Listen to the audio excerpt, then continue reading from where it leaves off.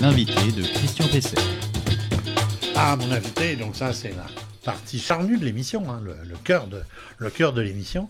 Donc mon invité c'est Cédric Poncet, je vais me présenter tout à l'heure. Bonjour, bonjour Cédric. Bonjour. Vous êtes donc directeur général Europe de AKW. Vous pouvez nous dire un peu ce qu'est AKW? Bien sûr. Alors AKW, c'est un groupe qui a 40 ans, qui est spécialisé dans l'accessibilité de la maison, plus particulièrement de la salle de bain. On est un groupe anglais et depuis 10 ans maintenant, on se développe en France et on est un des leaders sur notre marché qui est l'aménagement et la mise en conformité au niveau de l'accessibilité dans la maison. D'accord. Donc c'est vous qu'il faut aller voir pour éviter qu'il y ait des accidents dans la salle de bain. Par exemple, si on a aussi une personne âgée ou aussi une personne peut-être à mobilité plus réduite. Voilà, j'aime autant qu'on vienne me voir avant l'accident, Oui. parce que notre rôle, c'est avant tout un rôle préventif. Donc nous, le but, c'est de faire vraiment de la salle de bain pour tous, c'est-à-dire d'aménager la salle de bain pour qu'elle soit, jolie, confortable et surtout sécurisante. D'accord. Alors, pour vous, c'est quoi une salle de bain qui est adaptée aux problèmes de mobilité? C'est quoi les principaux points sur lesquels il faut porter l'accent? Bon, il faut savoir que il y a un gros risque de chute dans la salle de bain. C'est d'ailleurs la pièce où il y a le plus d'accidents. Donc, c'est déjà d'éviter de glisser quand on prend une douche ou dans son bain. Donc, de remplacer la baignoire par une douche sécurisée. Donc, avec un receveur qui va être anti-glisse, avec des barres d'appui pour pouvoir se tenir quand on se douche et pour plus de confort avec un siège. D'accord. Donc ça, c'est les points principaux. C'est l'essentiel, le minimum à faire en termes de sécurité dans la salle de bain. Revêtement de sol aussi, c'est peut-être important parce qu'il y a parfois des carrelages qui sont glissants. Alors, maintenant, il existe des produits pour éviter Les la glisse. réducteurs de glissance. Des réducteurs de glissance. Moi, je suis un fabricant de receveurs, donc je privilégie naturellement les receveurs. Et c'est vrai qu'aujourd'hui, on a des normes en termes de receveurs. Nous, AKW travaille avec des receveurs qu'on appelle PN24, c'est-à-dire qu'on est sur l'indice de glissance la plus rigoureuse dans le marché. D'accord. Alors justement, on parle de receveurs. La douche à l'italienne est très à la mode, mais est-ce que c'est pas souvent plus simple, voire plus sûr de prendre un bac ultra fin? C'est quoi le ressaut Déjà, il faut savoir qu'on peut faire une douche à l'italienne avec un receveur. Ce qu'on appelle une douche à l'italienne, c'est sans ressaut du tout. Donc on peut le faire avec un receveur à carreler. Nous, on a un produit qui s'appelle le Tough pour ça, et on peut faire ça directement avec un receveur qu'on va encastrer, qui va être à niveau 0 par rapport au carrelage. Donc on est sur une douche à l'italienne. L'avantage du receveur, ça va être tout d'abord le coût, la facilité d'installation, et on a plus de garantie d'étanchéité avec un receveur qu'avec un carrelage. D'accord. Et le ressaut minimum avec un receveur, c'est combien?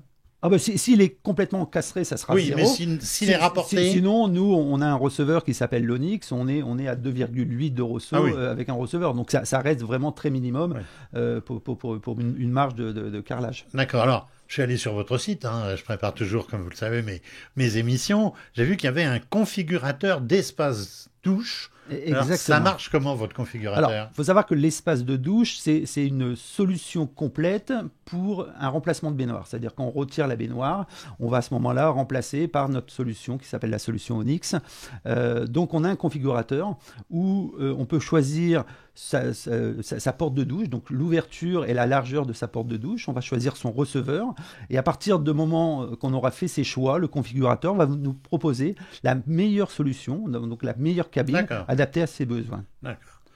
Alors j'ai vu aussi, j'ai gratté, j'ai vu aussi qu'il y avait des parois mi-hauteur, c'est ça? Donc, bien sûr. C'est quoi? C'est la paroi, elle est en 2 morceaux et l'eau ne passe pas? Non, alors malheureusement, beaucoup de personnes ne peuvent pas prendre la douche toute seule et elles ont besoin d'être aidées par une personne, un accompagnateur. Donc nous, le but, c'est que l'accompagnateur soit à l'extérieur de la douche et ne soit pas éclaboussé. Donc c'est une mi-hauteur, c'est-à-dire que ça permet de doucher la personne à l'intérieur de la douche et il y a bien sûr un rideau pour éviter d'avoir trop d'éclaboussures. Mais voilà, c'est juste pour accompagner les dents.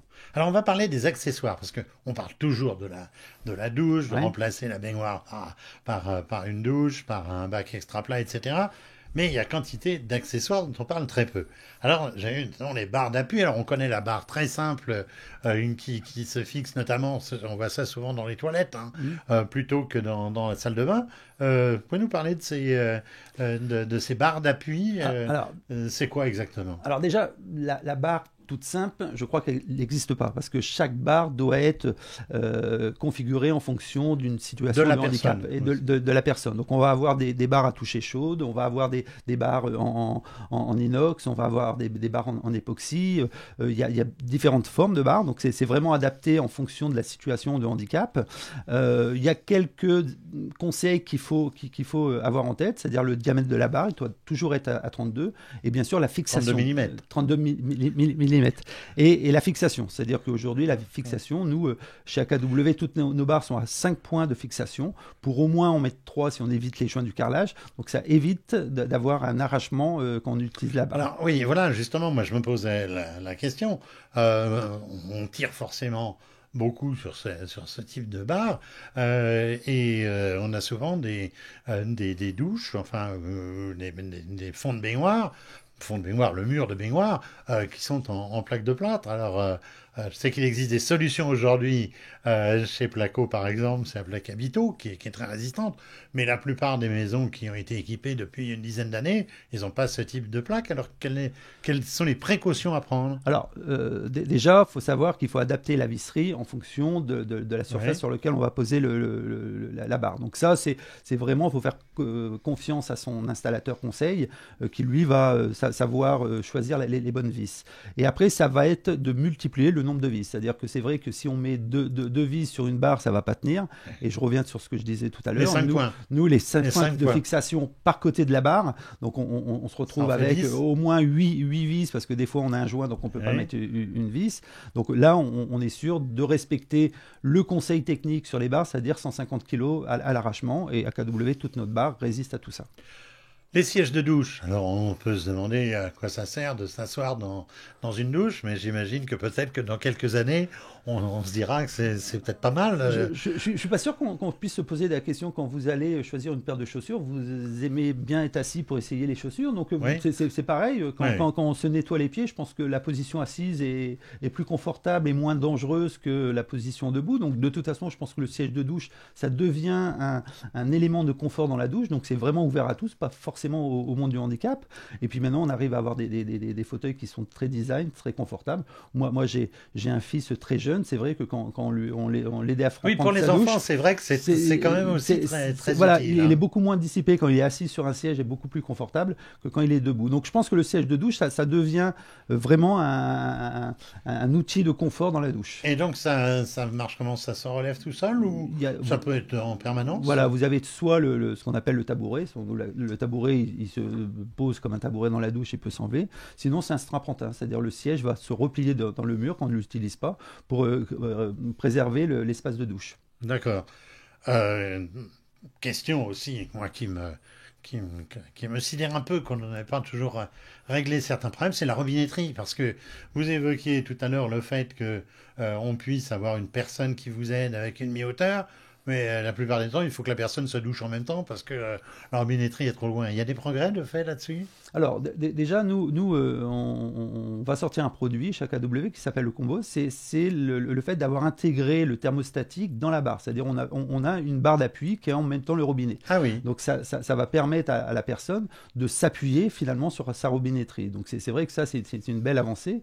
Et puis, je pense que dans quelques années, pour ne pas dire quelques mois, on aura la robinetterie connectée qui permettra donc à distance d'allumer ou d'éteindre la robinet. Oui, c'est bien avancé, on y travaille. Je pense que ça sera une future solution.